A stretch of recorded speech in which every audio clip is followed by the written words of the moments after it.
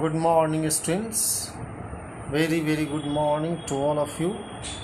And it is the Rattrap, the lesson from Flamingo for class 12 English literature.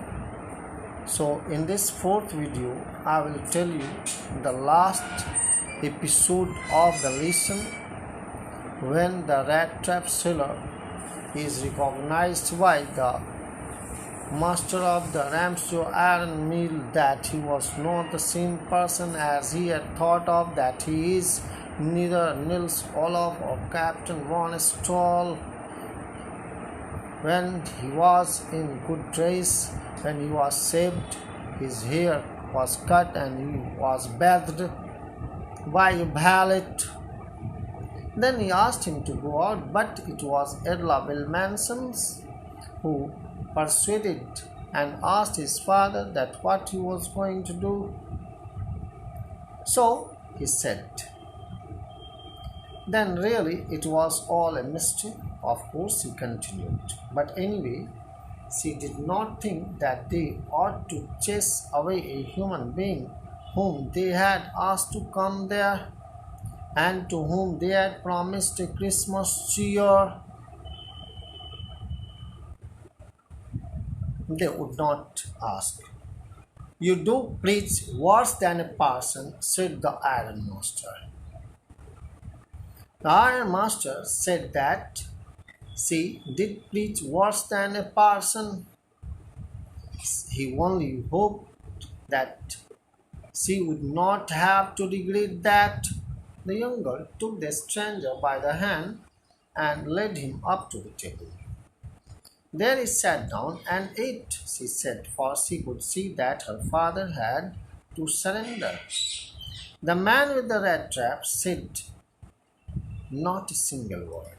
He only sat down and helped himself to the food. Time after time, he looked at the young girl who had interceded for him. Why she had done so, he was thinking. What was the crazy idea that she had? After that, Christmas Eve at Ramshaw passed.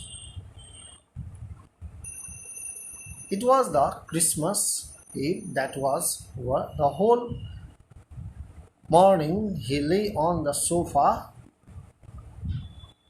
and he did nothing but sleep. The tramp slept all day, laying himself on the sofa, and he slept at one stretch. At noon they woke him up so that he could have his share of the good Christmas fare, but after that he slept again.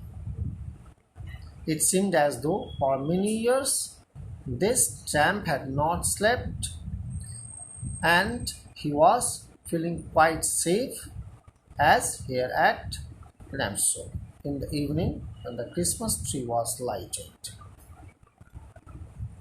In the evening when the Christmas tree was lighted, they woke him up again and he stood for a while in the drawing room blinking as though the candlelight hurt him. But after that he disappeared again. 2 hours later he was aroused once more.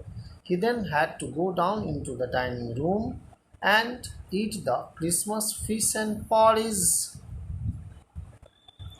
As soon as they got up from the table, he went round to each one present and said, "Thank you and good night." But when he came to the young girl, she gave him to understand that it was her father's intention that the suit which he wore was to be a Christmas present. Edla Wilmanson told the Rattrap seller that the dress he had been offered to wear, it was a present for him on the occasion of Christmas, and so it was a very cool evening. Now the man with the rat trap did not answer anything to this. He only stared at the young girl in boundless amazement. The next morning, what did happen? The ironmaster and his daughter got up in good season to go to the early Christmas service to the church. Their guest was still asleep and they did not disturb him.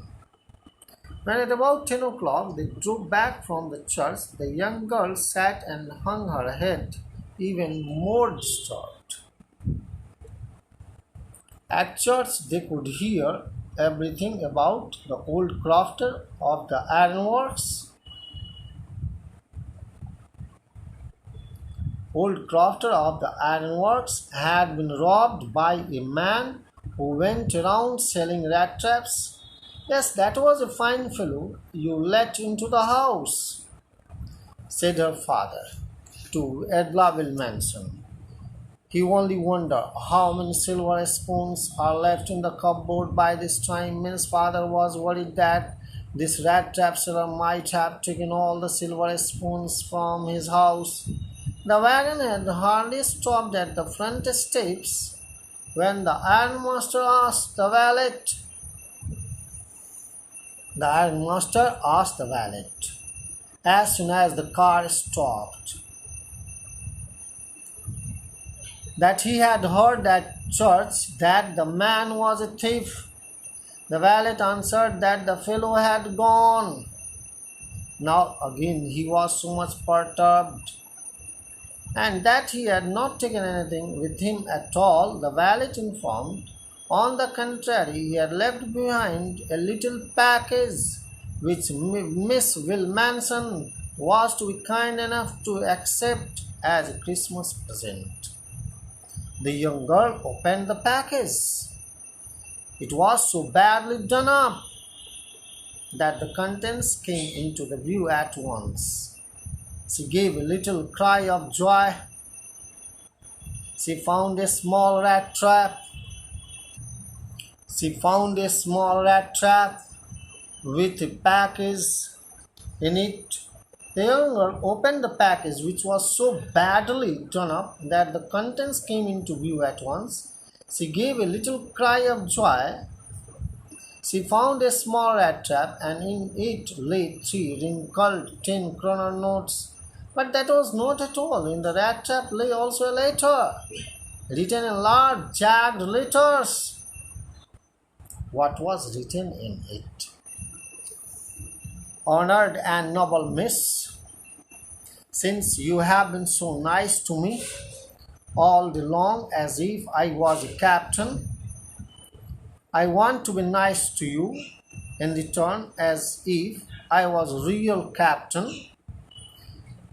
For I do not want you to be embarrassed at this Christmas season by a thief, but you can give back the money to the old man on the roadside who has the money pouch hanging on the window frame as a bait for poor wanderers.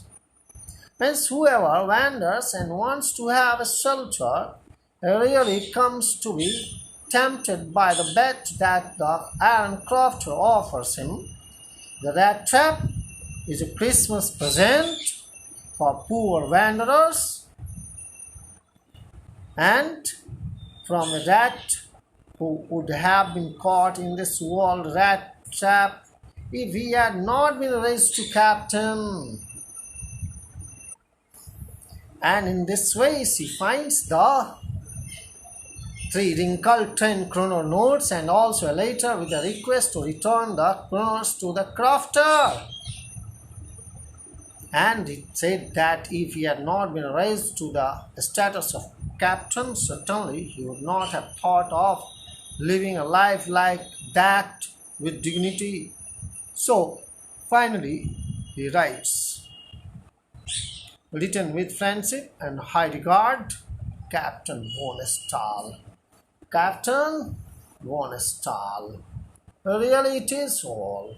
Thank you, children. Thank you all.